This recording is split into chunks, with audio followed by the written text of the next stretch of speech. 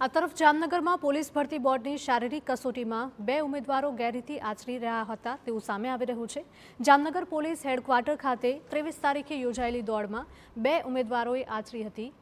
જેમાં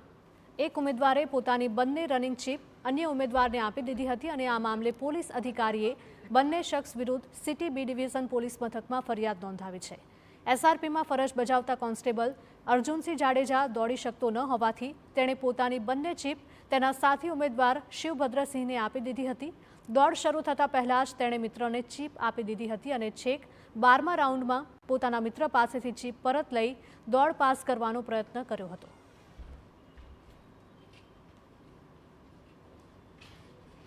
મુજબ આ કામના જે આરોપી છે અર્જુનસિંહ સુકુભા જાડેજા